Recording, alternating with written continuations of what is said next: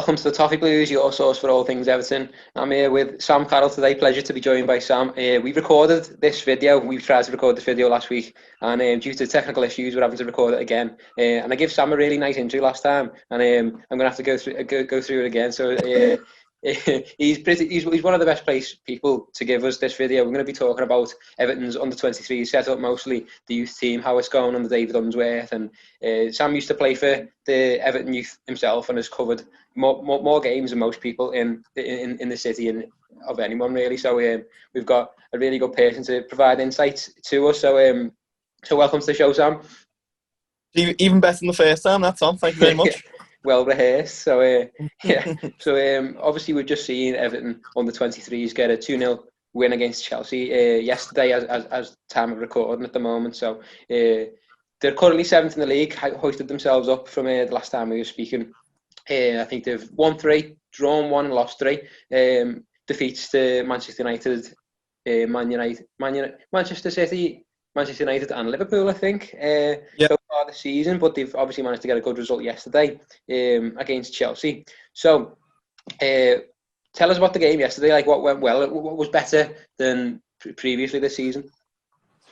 Probably having Niels and Konku, Jared Brantwaite and Anthony Gordon in the team yesterday. I think there was a little kind of rumour early on that Brantwaite might be playing, which would kind of, obviously make sense as he builds his fitness up coming back from injury. Got to remember that when we signed Brantwaite, a lot of people expected him to, and I think Unsworth himself expected to have him in the under-23s for maybe 6 months, a year or so, and he's exceeded all expectations there.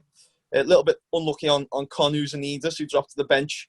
He'd formed a really good partnership with Ryan Astley at the start of the season. They both done really well, even in games Everton had lost. But, as David Unsworth points out, it's spin and plate sometimes. Carlo Ancelotti might go to him and say, this player needs to get minutes, this player needs to get minutes. And that's what happened yesterday against Chelsea. So, we obviously had the pleasure of working with Anthony Gordon, Niels, Jared. Matty Pennington was at right back. João Virginia was in goal.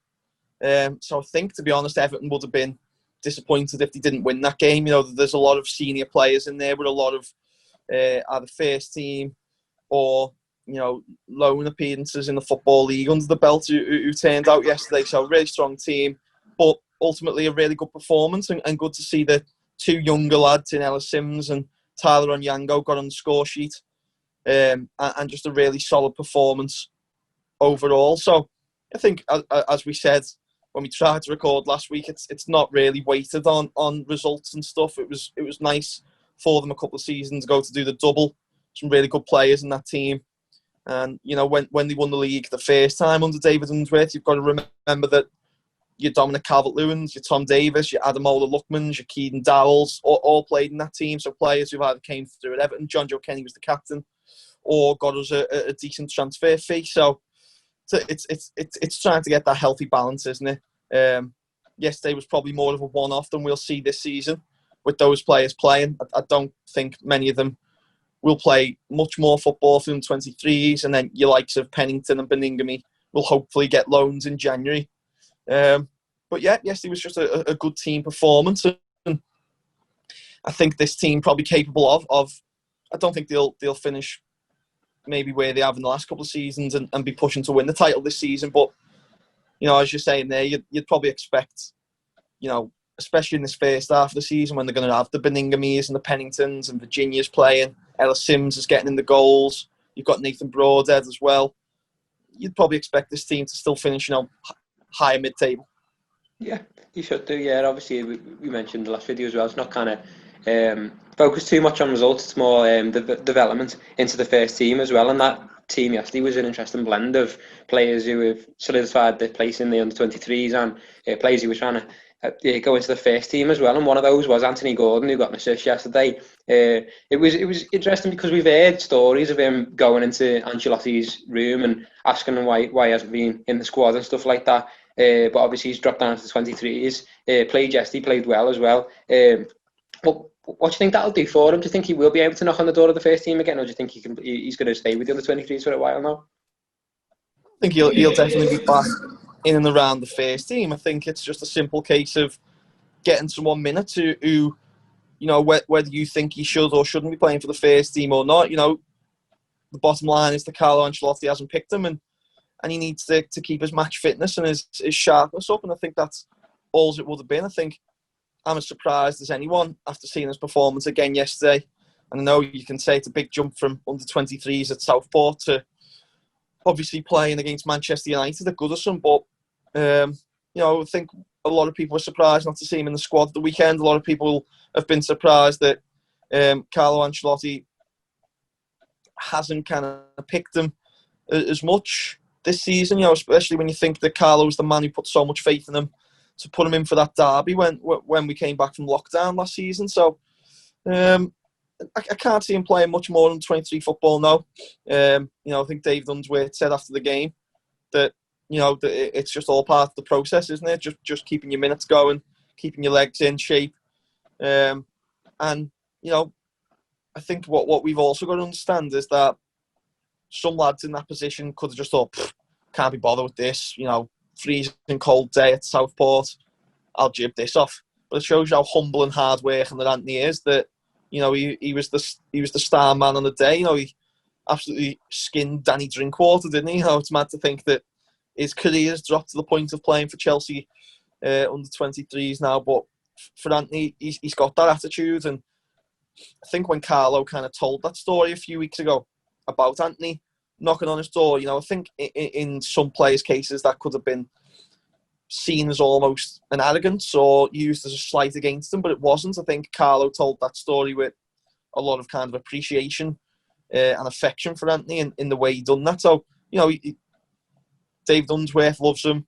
From what we've seen, Carlo Ancelotti still very highly rates him. For whatever reason, he went with experience over his kind of youthful energy for the last couple of games, but I'd be very surprised not to see him get minutes in the first team in the next few weeks. Yeah, a lot of Everton fans thought he should have done with the suspension of Richarlison, and obviously I think there was 4 left wingers played last week and throughout the game, and Gordon came on at the end and did quite well. So a lot of Everton fans were hoping that he'd start for the first team, never mind the 23. So, but I'm sure he'll get himself back into the first team. He's a hard worker, and that's shown by why he did knock on Carlo's door. But someone else who's knocking on the door of the first team is Ellis Simms, obviously being named on the bench so far this season. Obviously scored yesterday as well. Do you think he'll get his chance at the first team soon? It's tough, isn't it? I remember, I think Unzi will always try and drill into the players. I think he told me once, it's about playing so well at under 23 level that they can't ignore you. And that is kind of what Ellis is doing at the moment. He's scored a lot of goals. He's got 6 in 6 now for the under 23s in the last couple of games. And I think that was shown that when he was on the bench against Newcastle, he scored that many goals that they've kind of got to include him in some way. So, maybe if we got a decent third round tie in the FA Cup, you could see him maybe given some minutes there. A little bit. I couldn't see him probably included against United in the quarter final or anything like that. But at the moment it is a bit of a fight between him and Cenk Tosun, and come January we'll have to see what happens with Cenk, whether Everton receive a bid for him, or whether they go into the transfer market to kind of try and find someone else to kind of come in and replace your Moise Keane's kind of thing. But at the moment he's close and he keeps scoring goals, and there's been a lot of hard work put into that. Everton kind of made the decision this summer to keep him in the under-23s till January, keep him in and around the first team squad, train him with the first team, sometimes getting minutes for the under-23s.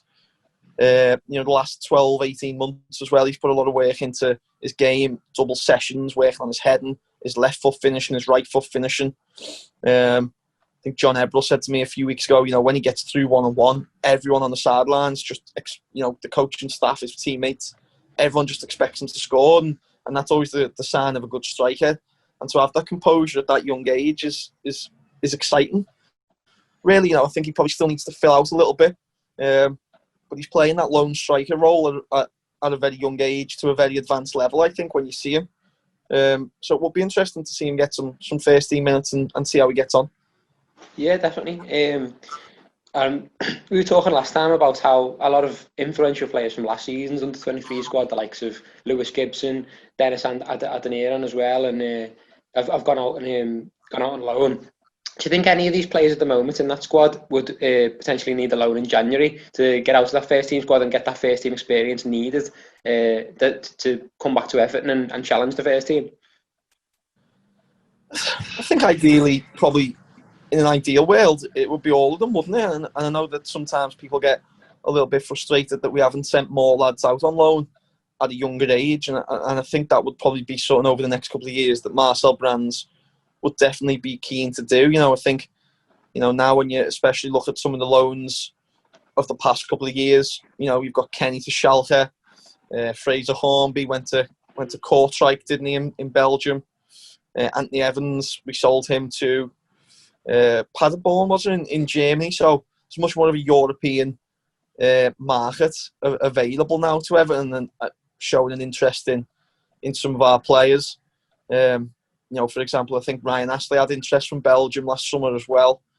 Things like, Nathangelo Markello has went and joined FC Twente. So, it's not just, what it used to be when I was growing up, and, young players would go to the Championship or League One and then come back and, if they were good enough kind of thing. That there's going to be a lot of markets open for them. I think right now, Everton have got a kind of juxtaposition of, Joe Virginia, Matty Pennington, Benny Beningame, Josh Bowler, if he recovers from his injury in time, Nathan Broadhead, players who probably need a loan because they need to be out playing first team football because they're old enough and they're good enough to go and do it. And then you've got the more kind of interesting ones, haven't you? Some of the younger players in that team who are coming through, your Ellis Simms, Tyler Onyango, Einar Iverson, players who are kind of coming through. At what age is the right age to kind of loan them out and get them that experience? So I think these are the decisions Everton need to start making. And I think probably over the next few years, it probably would be a little bit more exciting to see lads going out on loan at, 19, 20, rather than 21, 22, 23, and seeing what they're made of and seeing if they're good enough to come back. But at the same time, they've got contract decisions to make before they do that. Ryan Astley, Konu Zanidis, the two centre-backs for the majority of this season, they may both want to go out on loan in January, but their contract is up in the summer. So Everton probably will have to say either we keep them till the end of the season and let them go at the end of the year, or give them new contracts and then loan them out kind of thing, because there's probably no point loaning someone out to sell them on a free transfer at the end of the season. I think Josh Barlow's going to be in a similar position to that as well. So, you could even see players being moved on permanently in the January transfer window. Matthew Pennington out of contract as well. I think there was a situation last summer, wasn't there, where they just kind of let Brendan Galloway join Luton on a free transfer. Maybe that could be explored. So, loads of kind of little interesting subplots that are individual to each player at the moment. I think there's lads who will get loans, there's lads who will leave permanently, and that there might be a few surprises as well, a few younger players who get snapped up and hopefully find a good home to develop and, come back and be knocking, if not knocking on the door of the first team, doing what Lewis Gibson done last season, went and kind of cut his teeth at Fleetwood and got a promising loan move to Reading, where hopefully he can kind of kick on and get some appearances under his belt and help them get promoted. Yeah, Gibson's I've been doing a loan report for the Toffee Blues, and he's not had a look in so far this season, but hopefully he will do later in the season, obviously under Velja Paunovic, I think it's pronounced something like that. But obviously it's my best effort, but hopefully these lads will find a move, because it's part of obviously to get Everton a good fee as well, and it's part of Brands' business model to kind of to develop these players so that they can either progress into Everton's first team, as we've seen with several of them, or to get the club a fee. Either way, but obviously these players moving on does leave space for new players to come in, as you mentioned, the likes of Iverson, the likes of Onyango. So give us an insight onto some of these players who we might not have heard of as much, and how are they doing this season and in terms of performing for the under-23s. It was quite exciting over lockdown. We'd done a young player series at the Echo, looking at these types of players. Spoke to family members, agents, coaches, about some of these lads, and to be honest, the feedback was quite exciting, really, about these players coming through. I think, you've got Lewis Waddington and Rhys Hughes. They're two names that have kind of stood out in midfield. Rhys Hughes already getting minutes in the under-23s this season, got an absolute whip on him. Lovely set-piece taker. Still trying to find his position, I think. He's playing on the flanks. He played behind a striker. For the under-18s, he was more of a box-to-box midfielder. But he looked really good. I remember going to watch the under-18s in the Liverpool Senior Cup at City of Liverpool last season, and it was a bit sly, really. These lads, 16, 17, playing against City of Liverpool. So anyone familiar with non-league footy will know they're a really solid non-league outfit in the Northern Prem. Division 1, is it? I think same league as Marine. Yeah, Premier League. No, I don't even know what it's called. Northern Premier League, Northwest Division. Yeah, that's it. And it was literally boys against men that night. It was freezing, it was lashing down, and some of the lads, as expected, struggled that night. But Rhys Hughes physically and technically stood out, and I've tracked him since then. He's a really good talent. He had Everton, Manchester United, and a few other clubs after him. Chose Everton. Really enjoyed what he's seen at Finch Farm. He's been with us ever since, so it's been good to see him make the step up to under-23s this season. Lewis Waddington, a proper scouser with a season ticket in Goodison Park as well. We'd love to see a lad like that succeed. He's captain in the under-18s this season, so you'd expect him to be one to be knocking on the door. When your Benny Beninghames and stuff do move on, hopefully in January. In defence, Thierry Small, a lot of people kind of talking about him. Apparently, he's blowing a few of the lads away in training. Left back, left mid, can also play centre back, rapid. Undy gave him some minutes a couple of times this season. Looked really, really fast, really strong, but also very good technically as well. So that's very exciting. There's another centre back called Reece Welch, who Marcel Brands apparently really likes the look of. Another one who probably I'd say in the next 12 to 18 months, when decisions made on Astley and Usanidis and Pennington, will probably start making that move up from under-18s to under-23 football.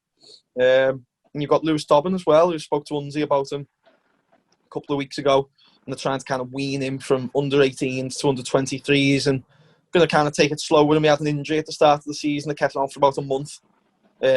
So I think he's training with the under-23s every day, getting his football with the under-18s. And another one who will make the step up, like the way Tom Cannon has as well. He's been on the bench for most of the season this term, Tom. And he'll be just looking to kind of get his chance like Ellis Simms has had as well. So loads of names coming through. A few new names as well who've already played. Not many might know Einar Iverson, who's been in that midfield for all this season for the 23. He's got an engine on him. There's Mackenzie Hunt, who left Everton to go to the Middle East when his dad got a job there a few years back, came back and has been re-signed and stayed with us ever since. He made his under-23 debut early this season. So it's just really interesting, really. I think it's tough to kind of watch the under-23 games and even more so now, but if there is ever a kind of stream on that the club are showing, or there's a way to watch it, always kind of, if you're not doing anything on, they're usually a Monday night or a Friday night, and they're always a good watch to kind of take notice of those names coming through and see who you like. Yeah, just finally as well then, what is coming up for the under-23s? What matches have we got to look forward to and watch out for? Some more big games coming up. I think Arsenal's to come, so it just shows already this season they'll have played United, Chelsea, City, Liverpool and Arsenal coming up. Always a good game. The 23s against Arsenal as well. And then just some more games, your West Hams and stuff like that Unzi will probably look to get points from. It is a new team. It's a developing team. There's Imam Jagni, who signed from BK Häcken in Sweden a few months ago, or last month, I think. He's made a few appearances so far, so we'll probably be looking to bed him in. I know that Unzi's quite excited by the potential to develop him. And as we were talking about at the start, it's not really about results, but hopefully we can find a nice mix over at least up until Christmas, providing academy football keeps going, which it looks like it probably will, but we can find a nice mix of results and performances and lads hopefully keeping themselves fit and in shape to get a move in January. Yeah, brilliant. Definitely something to look out for, the under-23 results. Obviously, a few lads looking to push through to the first team, so definitely keep an eye out for this series as well. Hopefully we'll be talking to Sam again over the next few weeks, just kind of give us a regular update on the under-23s and maybe under-18s as well. So I'm not really sure the name of the series yet. By the time the video will be out, we'll have a name, so watch out for it, whatever it is. But yeah, thanks a lot for Sam to joining us, giving us a great insight. Nice one for coming on. Nice one, Tom. Sorry about my room getting like progressively darker here. By the way, it was quite light when we started, wasn't it? Yeah, I was thinking the same thing. I can barely see you now, but at the start it was like probably for the better anyway. But Nice one. Thanks a lot for joining us, and obviously thanks a lot for watching as well. Make sure you comment on the comment section beneath this video. Let us know any names you think we should look out for, and let us know what you think of the video, and give it a like and a subscribe. And thanks a lot for joining us. Join us next time on the Toffee Blues.